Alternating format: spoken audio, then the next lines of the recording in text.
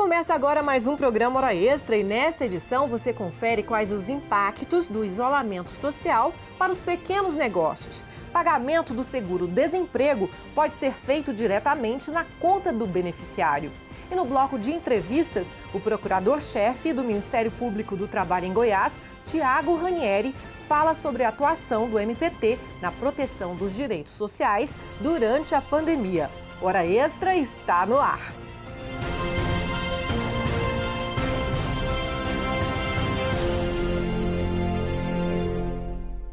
Na matéria a seguir, você confere os impactos do isolamento social nas micro e pequenas empresas. Com o fechamento do comércio, o início da pandemia em Goiás parecia ser o fim para o quiosque do Bruno, onde ele vende espetinhos na Praça do Sol, em Goiânia. Ele conta que fechou as portas por alguns dias, mas depois reabriu para atendimento delivery. Foram tempos difíceis. A primeira coisa que nós tivemos que fazer é baixar o custo. E com isso nós demitimos praticamente a equipe toda. Baixar custo de energia, baixar custo de água, se reinventar. Porque o faturamento caiu 90%. Então foi muito difícil, porque você vê um sonho escorrer pelas mãos. Para se ter uma ideia sobre a importância das micro e pequenas empresas para a economia, segundo uma pesquisa do Sebrae, elas são responsáveis por 55% dos empregos formais aqui no Brasil e empregam 17 milhões de pessoas. Com a crise, muitas tiveram que fechar as portas de forma temporária ou permanente. Quem continuou trabalhando teve que reduzir gastos, suspender contratos e demitir funcionários. Números recentes indicam que pelo menos 40% dos pequenos negócios estão com dívidas em atraso. Muitos buscaram crédito nas instituições financeiras, mas ainda não conseguiram. Foi o caso do Bruno, que não teve sucesso por conta de documentação e juros altos.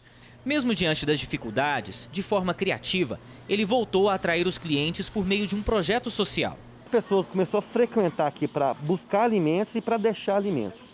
E as pessoas começaram a se sensibilizar com isso. Aí isso me deu um valor, me gerou um valor aqui. Então com isso eu ganhei vários clientes que eu nem imaginava ganhar, começou a virar cliente amigo. Então começou a se sensibilizar. E também a praça, como uma área aberta, uma área pública, e as pessoas também começaram a frequentar mais a praça, porque por causa evitando lugares fechados.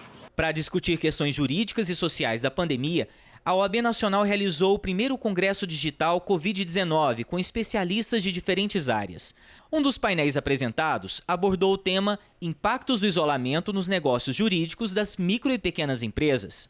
7,9 milhões de empresas tentaram buscar empréstimos. Dessas, 4,5 milhões precisaram e não conseguiram crédito, em razão de restrições, tanto no CPF quanto negativação da empresa. E quando a gente vê esses números, nos assusta porque os empresários, o volume de recursos que os empresários precisam, ele é um volume significativamente pequeno. Segundo o presidente da Comissão das Micro e Pequenas Empresas da OAB Nacional, é necessário criar um sistema de proteção aos pequenos negócios e facilitar o acesso ao crédito. A gente percebe que os bancos, que são os instrumentos que o governo utiliza para gerar esse acesso a crédito, nem sempre relativizaram. Por exemplo, uma negativização dos nomes dessas empresas, uma certidão negativa ou um débito pendente, obstaculizando o acesso dessas empresas à tomada de crédito, o que, de fato, torna ineficiente todo o esforço que o governo faz. Ele também apresenta algumas alternativas para os microempreendedores que precisam de assistência jurídica e não têm dinheiro para pagar. A gente tem as figuras das defensorias públicas que, constitucionalmente consagrados, exercem o papel de apoio aos chamados hipossuficientes, e nesse caso eu acho que os novos hipossuficientes são justamente os pequenos empresários. Nós ainda temos os NPJs, os núcleos de práticas jurídicas das faculdades, e nós temos a advocacia como um todo. Bruno acredita que a redução ou isenção de impostos nas contas de luz e água para os microempreendedores também ajudaria a alavancar os pequenos negócios nessa crise. Mas hoje ele já respira aliviado, confiante de que tudo vai melhorar. Eu acho que o pequeno empresário hoje ele está sendo um herói, né? Ele não é um empresário, tem que ser herói, porque senão ele não fica no mercado. Então, mais esperança, mas com muita prudência.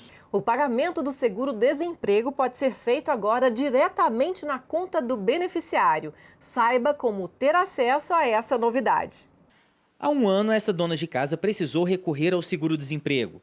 Quando ia fazer o saque no banco, sempre ia acompanhada por medo de assalto. Seria mais fácil para mim se caísse na minha conta, né? Obviamente, do que eu ter que sacar o dinheiro e depois colocar ele na minha conta bancária. E também o cartão do cidadão não facilitava, né? Porque ele não é digital, ele não tem o chip. E você tem que passar ele, né? Passar ou colocar na maquininha. Então, às vezes estragava, eu tinha que entrar dentro da agência, então tinha esse desgaste também. Até julho deste ano, o seguro-desemprego só podia ser pago por depósito nas contas poupança ou nas contas simplificadas de correntistas da Caixa Econômica Federal, o que dificultava para quem não tinha conta no banco. A pessoa precisava recorrer a uma agência ou a uma lotérica para sacar o benefício.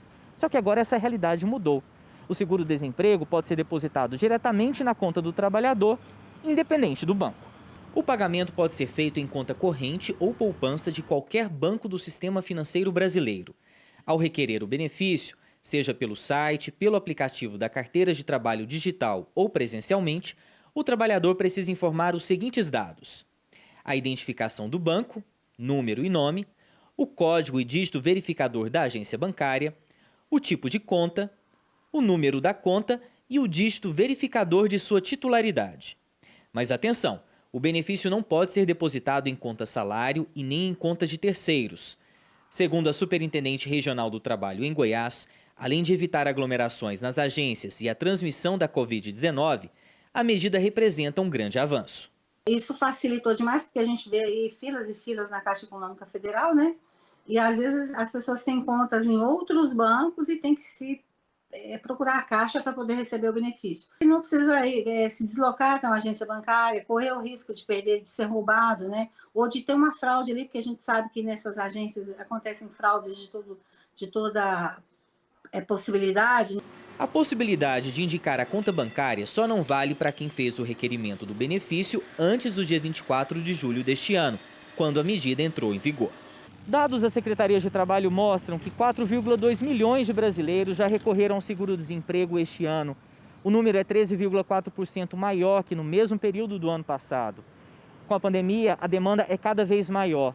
Para não haver atraso, é importante ficar atento na hora de preencher os dados da solicitação do benefício.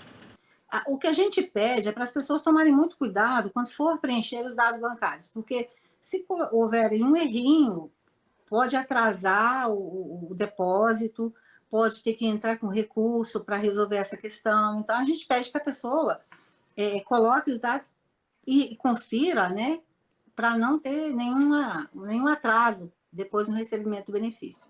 Para a Ana, a mudança é muito bem-vinda. É maravilhoso, né? Muito mais prático para o cidadão, né? Precisa, você não vai precisar ir mais na lotérica ou na Caixa Econômica, né? Para poder sacar o dinheiro. Vai cair diretamente na sua conta, você pode passar onde bem entender. No próximo bloco, o procurador-chefe do Ministério Público do Trabalho em Goiás, Thiago Ranieri, fala sobre a atuação do Ministério Público na proteção dos direitos sociais durante a pandemia. Voltamos já.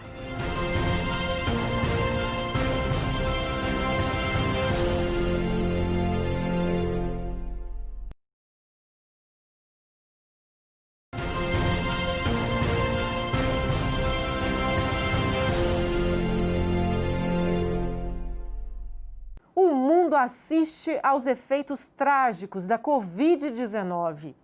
Elevado número de infectados e de mortes, desemprego, desigualdade social, enfraquecimento da economia, esgotamento da capacidade do sistema de saúde. Nesse cenário, os profundos impactos sofridos nas relações de trabalho ensejaram a busca pela proteção jurídica dos direitos sociais dos trabalhadores. E para falar sobre a atuação do Ministério Público do Trabalho em tempos tão difíceis, nosso convidado de hoje é o procurador-chefe da MPT em Goiás, Thiago Ranieri. Seja bem-vindo à Hora Extra, doutor Thiago. Agradeço pelo convite, estou à disposição para a gente esclarecer, trazer informações sobre a nossa atuação. Doutor Thiago, as lesões aos direitos dos trabalhadores aumentaram nesse momento especial porque passa todo o país? Sim, sem dúvida, não diria as lesões, que as lesões aumentaram, mas a insegurança quanto às relações de trabalho, no que diz respeito à saúde e segurança, com certeza aumentaram. No âmbito do Ministério Público do Trabalho em Goiás, nós tivemos quase 900 denúncias já relacionadas ao tema da Covid-19 e dessas quase 900 denúncias, quase 400 foram transformadas em inquéritos civis públicos e estão em processo de investigação. Então, sem dúvida, há sim um acréscimo no que diz respeito à atuação do controle das relações sociais, relações de trabalho no cenário da Covid-19. Certo. E a atuação do MPT como mediador tem sido importante nesse momento de crise? Sem dúvida.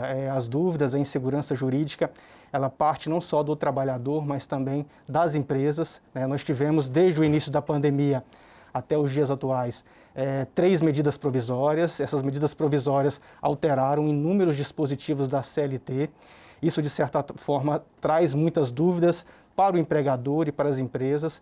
Então, o papel do MPT como mediador nessas relações de trabalho é de extrema importância, para evitar que essas relações, a lide dessas relações acaba caindo aqui no judiciário, né, e assoberbe o judiciário de trabalho. Então, a nossa ideia e a atuação tem sido, desde o início da pandemia, a partir da emissão de notificações recomendatórias, para que as empresas possam conhecer, de certa forma, e ser esclarecidas, de certa forma, também com os protocolos de saúde e segurança. E, a partir dessas notificações recomendatórias, recebemos processos, pedidos de mediação, para que a gente possa chegar a uma conclusão extrajudicial no âmbito do MPT, no intuito dessa pacificação social. Certo, e a atuação do MPT em parceria com a Justiça do Trabalho também está surtindo efeitos, né, no combate e prevenção à Covid-19. Sim, um dos itens das nossas ações civis públicas, um dos pedidos é o pedido de dano moral coletivo, dano social, e valores desse dano moral coletivo, a partir do momento que a sentença é tida como procedente, né, podem ser revertidos para a reparação desse dano social. Então, aqui no âmbito do Estado de Goiás, mais de 8 milhões de reais, fruto dessas ações civis públicas, né, e a partir também do deferimento do juiz da primeira instância, do próprio segundo grau, do TRT, têm sido revertidos para projetos e ações no sentido de combate à pandemia. Então, foram revertidos mais de R$1 milhão para a OVG, para fins de aquisição de cestas básicas e material de higiene para a população em situação de maior vulnerabilidade. Foram destinados R$1.300.000 para fins de apoio a um projeto de pesquisa de testes da Universidade Federal de Goiás. Nós sabemos que um dos grandes calcanhares de Aquiles dessa pandemia diz respeito aos testes, né, a dificuldade de se fazer o teste. E o teste, na realidade, é o primeiro precursor para saber como é que estão os índices de contaminação e os índices da curva da pandemia no estado. Então, essa destinação é de extrema importância, não só para o estado de Goiás, mas para todo o país, porque esses testes vão sair pelo preço, pelo menos 10 vezes mais em conta, mais barato do que os testes da atualidade. Então, isso, de certa forma, facilita muito para o poder público, facilita muito para as empresas, para fins de testagem em massa dessa população. E foram revertidos também outros recursos para aquisição de respiradores, para reparação de respiradores, para aquisição de EPIs. Então, essas destinações de ações civis públicas, com a participação importantíssima do TRT, tem sido assim um grande apoio para o Estado e para toda a sociedade, porque a gente sabe que o orçamento, em momentos de pandemia, ele não consegue atender todas as demandas, né, que a pandemia nos requer. Com certeza. Uma última perguntinha nesse bloco. Quais os setores da economia que causam mais preocupação hoje em relação ao meio ambiente de trabalho rígido, né, seguro? Na atualidade, uma grande preocupação nossa do MPT diz respeito aos profissionais de saúde, que é uma preocupação que desde o início da pandemia, porque estão na linha de frente, então há necessidade de um cumprimento de um protocolo rígido de saúde e segurança, mas também uma segunda atividade econômica que tem chamado muito a nossa atenção, não só aqui no estado, mas no âmbito nacional, é a atividade de frigorífico, que infelizmente é uma atividade cujo meio ambiente de trabalho ele propicia a contaminação. E no nosso estado de Goiás nós temos aproximadamente mais de 35 plantas frigoríficas. Essas plantas frigoríficas elas estão geograficamente distribuídas nos mais diversos municípios do nosso estado e municípios que muitas vezes não têm condições estruturais na rede de saúde pública e privada. Então, a nossa atuação nesse momento tem sido bastante voltada para os frigoríficos, no intuito de resguardar a vida desses trabalhadores, preservar os postos de trabalho. A gente realmente quer que a atividade é uma atividade dentro das essenciais, então a atividade tem que prevalecer, a atividade econômica, mas também resguardar a saúde coletiva de toda a população desses municípios, porque a partir de um momento que uma atividade econômica ela se estabelece como foco de contaminação, isso acarreta um prejuízo, uma consequência para toda a sociedade do município, que grande parte das vezes não tem essa rede hospitalar estruturada para receber esse paciente e outros cidadãos dessa população, dessa sociedade. Então, por isso tem demandado uma grande preocupação nossa do MPT.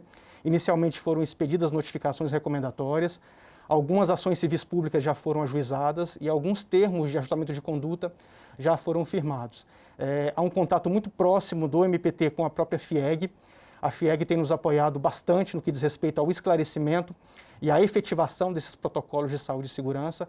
Há necessidade, então, de que esses protocolos sejam cumpridos à risca, para que a gente possa evitar essa contaminação em massa, esse colapso do serviço de saúde e a própria manutenção da atividade econômica. E uma peculiaridade da atividade econômica frigorífica é que grande parte dos produtos produzidos no nosso país e no nosso estado são exportados.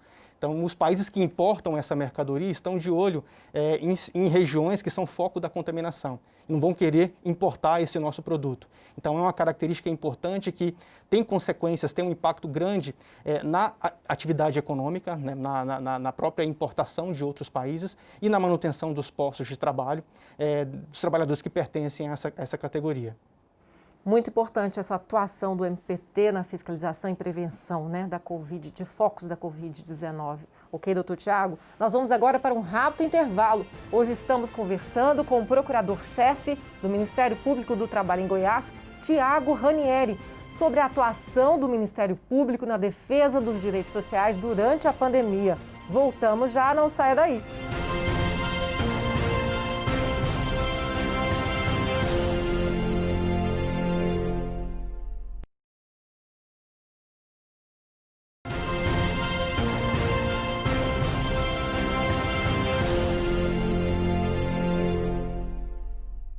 Hora Extra está de volta. Hoje estamos conversando com o procurador-chefe do Ministério Público do Trabalho em Goiás, Tiago Ranieri, sobre a atuação do MPT durante a pandemia na fiscalização e prevenção de focos do coronavírus.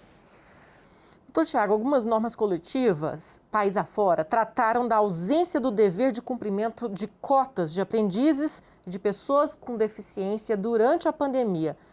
Elas são válidas, já que excluem a responsabilidade das empresas no atendimento das ações afirmativas? Esses acordos coletivos ou convenções coletivas não são válidos, essa cláusula é nula na sua origem. Quando nós falamos de contratos de aprendizagem, estamos falando de um direito fundamental à profissionalização no adolescente a partir de 14 anos de idade. E quando falamos também na cota de pessoas com deficiência, também é uma ação afirmativa com fundo de direito fundamental, constitucional fundamental. Então, cláusulas que diminuem, vamos dizer assim, um avanço civilizatório trazido pelas normas internacionais e pela nossa própria Constituição e leis específicas, são totalmente nulas por irem de encontro a esses dispositivos nacionais e internacionais. Não podemos deixar, né, que a sociedade ou, enfim, a atividade econômica se aproveite de um momento de pandemia para diminuir direitos, sobretudo direitos de grupos que na nossa sociedade precisam de uma atenção especial, né? O direito à profissionalização, ele não está à toa na Constituição Federal, porque nós sabemos que é o berço, vamos dizer assim, para se ter um trabalhador qualificado. Assim também a ação afirmativa da pessoa com deficiência, da cota da pessoa com deficiência, é um direito fundamental de trazer saúde, rigidez física e oportunidade para essa pessoa com deficiência na nossa sociedade. Com certeza. Doutor Tiago, em live que contou com a sua participação, né, na FIEG, você falou da preocupação com o impacto da pandemia na saúde mental dos trabalhadores que lidam diretamente no combate à Covid. O que tem sido feito para garantir a rigidez mental desses trabalhadores? Uma coisa que muita gente não pensa, né? É uma preocupação muito grande nossa do MPT, é um assunto de extrema urgência. Quando falamos em profissionais de saúde, além de todas as consequências, medos, angústias que a pandemia, que a crise sanitária nos traz e a crise econômica nos traz, esse profissional também muitas vezes tem que estar no seu trabalho, na linha de frente, sem um EPI adequado, sem condições, sem um treinamento mínimo para utilizar esse EPI. Nós sabemos que diversos protocolos foram construídos a partir do início da pandemia, então muito desse conhecimento dos protocolos não foi disseminado de forma muito capilarizada, de uma vez só para todos esses profissionais. Então, são profissionais que carecem de treinamento para saber qual é o protocolo, qual é o EPI adequado, como colocar o EPI, como utilizar, se leva isso para casa, se não leva, quem vai lavar.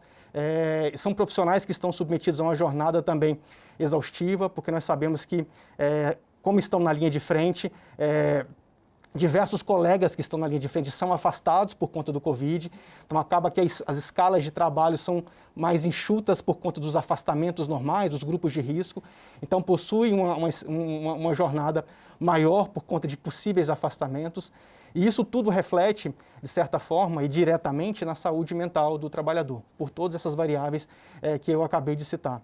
E desde o início da pandemia, a doutora Janilda, a colega procuradora aqui de Goiás, tem conduzido de forma magistral, juntamente com o Ministério do Trabalho e Emprego, o Ministério da Economia, hoje, a Universidade Federal de Goiás e instituições privadas hospitalares, ela tem conduzido um procedimento promocional que visa a construção de 3 projetos principais. O primeiro projeto é o Anjo da Guarda, que prevê estritamente o apoio psicossocial à saúde mental desse profissional de saúde. Então, cada entidade privada do ramo hospitalar e atividades públicas também do ramo hospitalar vai ter um ponto de apoio com foco estritamente para acompanhamento da saúde mental desse profissional. Também, juntamente com esse projeto Anjo da Guarda, um segundo projeto, que é o projeto de simulações realísticas. Esse projeto de simulações realísticas, ele visa trazer qualificação, treinamento, tudo online, para que esses profissionais tenham conhecimento mínimo dos protocolos de saúde e segurança, de EPIs mínimos adequados, de como colocar, como utilizar, qual o fluxo do protocolo aqui no meu hospital, na minha atividade econômica.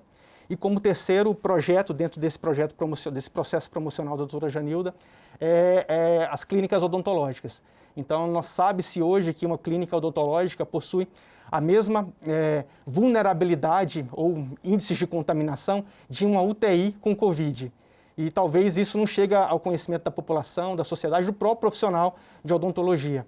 Então, tem sido construído, junto com o Conselho Regional de Odontologia, a UFG, o Ministério Público do Trabalho e os auditores fiscais do trabalho, protocolos que serão replicados em todo o país e tem nascido aqui em Goiás, né, com esse ramo de odonto.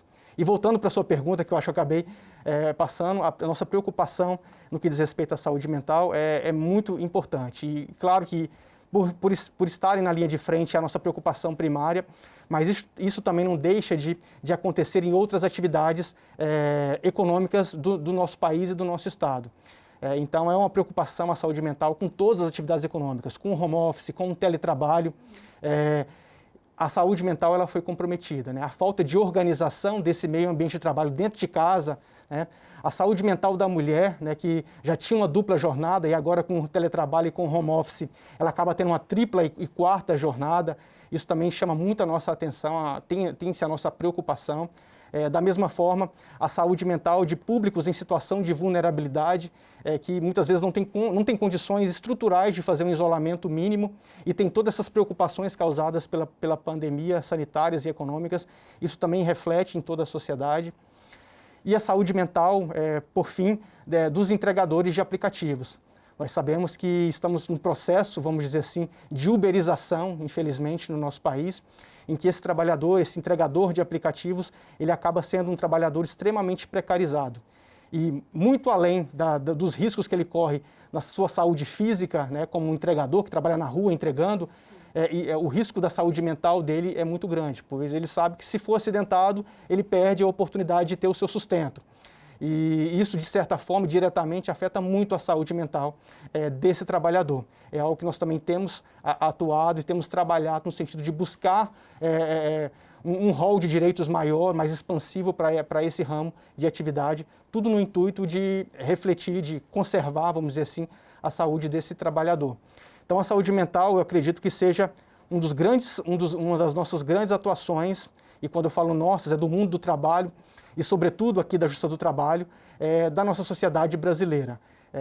Talvez uma das grandes consequências dessa pandemia seja esse despertar, né? Ou seja, essa explicitação da saúde mental da nossa população. Ok, doutor Tiago, a gente precisaria de mais um programa para falar sobre toda essa atuação importante do Ministério Público do Trabalho na defesa dos direitos sociais. Muito obrigada por sua participação aqui no Hora Extra. Eu que agradeço o convite, estamos à disposição. Essas informações são de extrema importância para as empresas, para a nossa sociedade de modo geral. E como pedido que eu faço para toda a nossa sociedade goiana, já que nós estamos, infelizmente, num pico de contaminação, se possível, fique em casa. Os estudos científicos nos mostram que o isolamento social, o distanciamento social, é a medida mais efetiva para que a gente possa passar dessa situação de crise sanitária da melhor forma possível, com a curva achatada e com a saúde em termos de estrutura suficiente para receber as pessoas contaminadas. Então, se possível, permaneça em casa. Muito obrigada pela entrevista. Hora Extra fica por aqui. Nós conversamos hoje com o procurador-chefe do MPT em Goiás, Thiago Ranieri, sobre a atuação do Ministério Público do Trabalho em Goiás e no Brasil no combate e prevenção à pandemia da Covid-19 nas relações de trabalho. Obrigada por sua atenção e não deixe de acompanhar mais notícias do TRT de Goiás pelas redes sociais, pelo portal, pela rádio web. Até a próxima semana.